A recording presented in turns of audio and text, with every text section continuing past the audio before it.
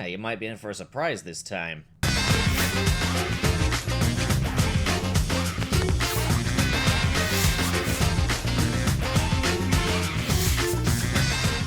Oh, Sonic Boom. Sega's little ill-fated reboot attempt. Honestly, I think for the most part, Sonic Boom was overall an improvement over the regular Sonic. It basically just gave these characters more defined personality traits. Now, yeah, I know that the Sonic characters have in the past had very defined personality traits, but like moving into like the 2010s, for example, when everyone complains about the writing, just take a look at Sonic Boom and just ask yourself, what was really lost here? Now, in 2014, we got the two video game offerings from the Sonic Boom franchise, or at least the first two anyway.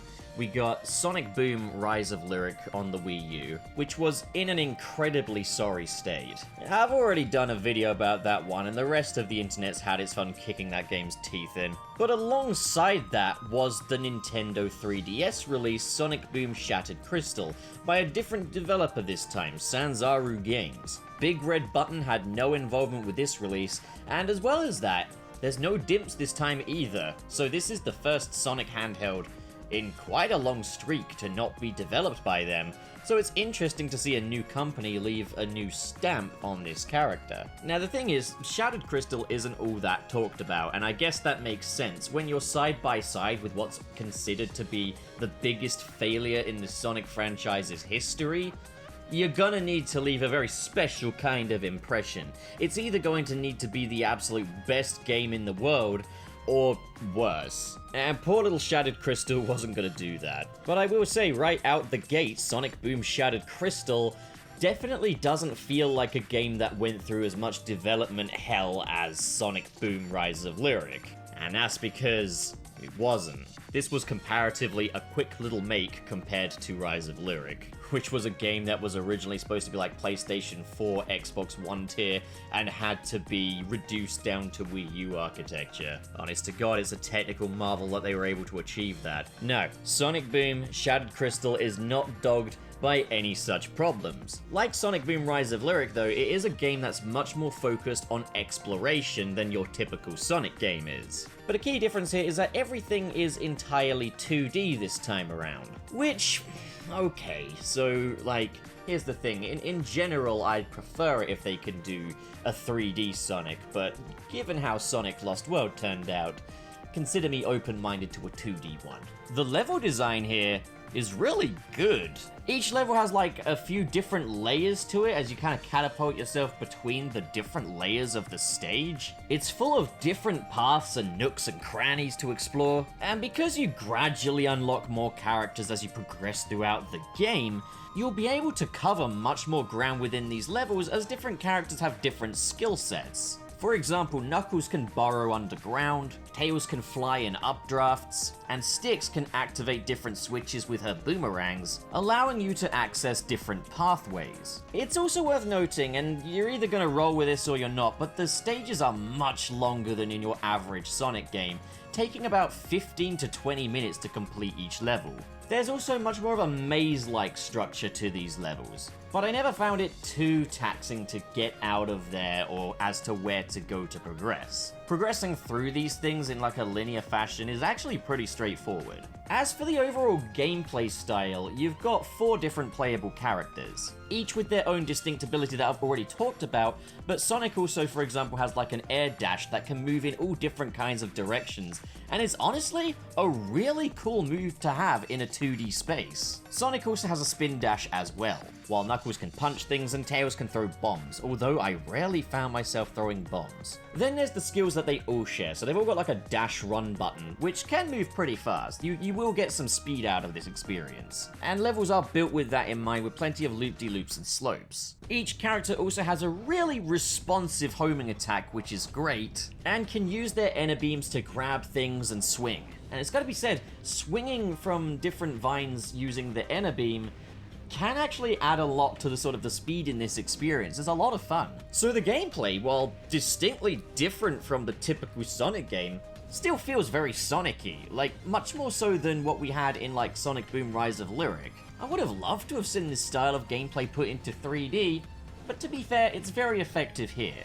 Between level to level, you've got this little world map of all your different islands that you can travel around, and it's really nicely designed, and it's got a lot of character. You can also visit places like Tails' workshop, Sonic's shack, where you can read comics and watch cutscenes back. And I appreciate the attention to detail that's gone into characterizing this place. There's a really nice atmosphere about this game. What's interesting is that there's not really any just normal boss fights in this game. Instead, we have two very different stage structures. One is rival races, where you'll race against characters like Metal Sonic or Shadow, and these are very fair. There were times when I thought, oh, they're kind of gaining on me a little bit, but I did always manage to win in the end. And it's also a fun little pace breaker because, like, the other levels are very much exploration based. It's nice to just have levels devoted to going fast. Then there is the other form of, I guess, boss replacement, and that's the worm tunnels. These 3D tunnel sections, which play a lot like Sonic Dash, where you just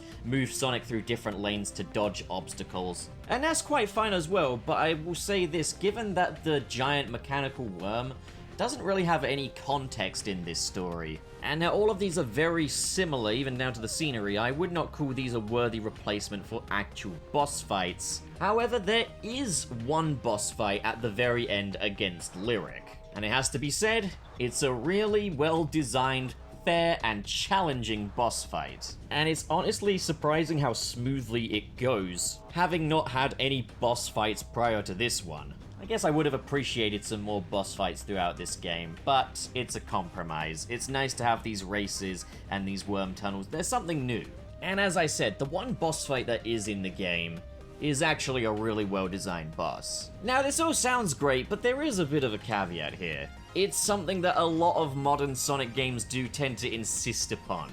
Backtracking in order to progress. And you might even find this as soon as like a couple of levels in. This game requires collecting. It's usually in the form of collecting Tails blueprints or collecting shattered parts of Lyric's power crystal. I think you've definitely got to get all of the power crystal, but you don't have to get all of the blueprints, but you have to get like most of them.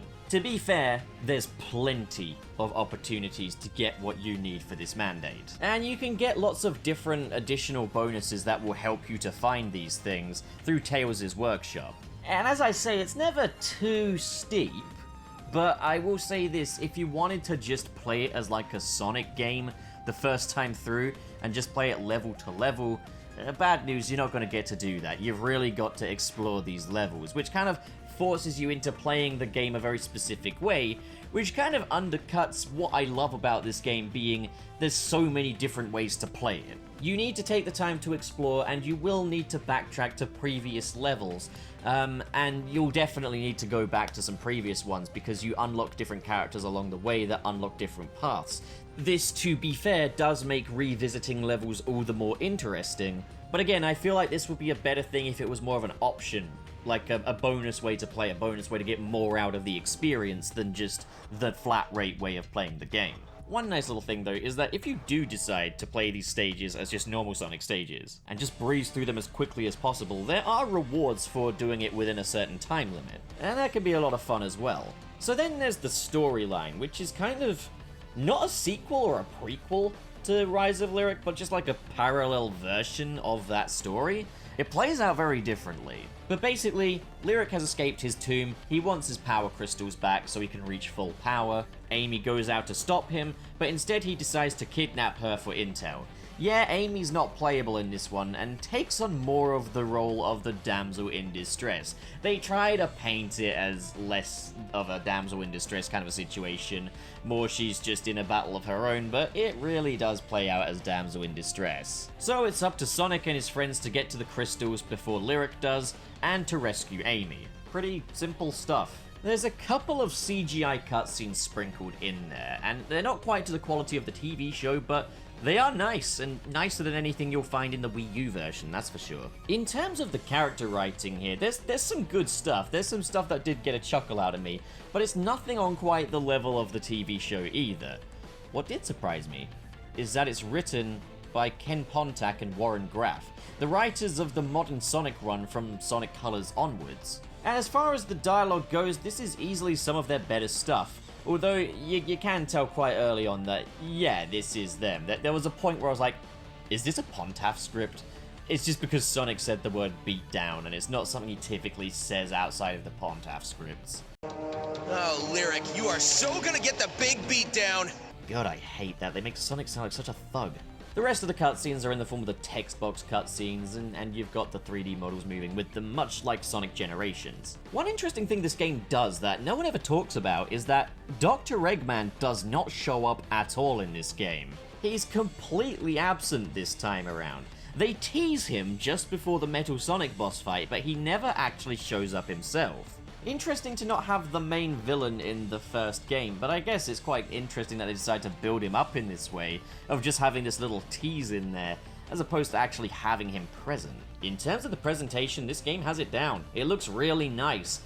Some of the character models are a little quirky in places. Sonic's head shape does not match the shape of the typical Sonic Boom head shape. He's missing a few quills as well. And Knuckles has been Botoxing, but they're fine. They're nice enough. The stages look really, really nice, and there's a lot of detail in there. Also, here's an interesting thing. Like, the criticism I hear a lot about Sonic Boom Rise of Lyric was that its soundtrack was not like a Sonic soundtrack. It was much more ambient, much more orchestral. It took more of a backseat, and it was good for what it was, but I understood that it's not really Sonic-y. Music in this one, however, is really, really nice, and much more what you would expect from a Sonic game. It's composed by Richard Jacques, who's no stranger to the Sonic series, but he manages to bring his own personality to this soundtrack, and it feels distinctly Sonic Boom, but there's still plenty of really catchy tracks, and I think like the second stage just has this track that just stays in my head. It's like the perfect summer music. I think it's called like Seaside Jungle or something. They also kind of sprinkle in some of the more orchestral tracks from the Wii U game, and it works in moderation. So yeah! That's Sonic Boom Shattered Crystal. A really good game, if I'm being honest. I think the one issue with it is it would just be so much better if we had the option to explore these levels further, as opposed to being forced to do it on first playthrough. That way it gives the player more choice of the style of gameplay they go for, but I digress. This is easily the best of the 3DS Sonic games that we've had so far, in what's been a pretty mediocre serving so far. So far, this one is the shining crystal among the bunch. You appreciate what I know? Okay. I highly recommend this one. So, what do you guys think? Comment below and discuss, and as always, if you enjoyed this video and you want to see more like it, hit subscribe, hit the like button, and in the description below are links to my social media, as well as my Patreon, where you can just stick those dollar bills down my pants.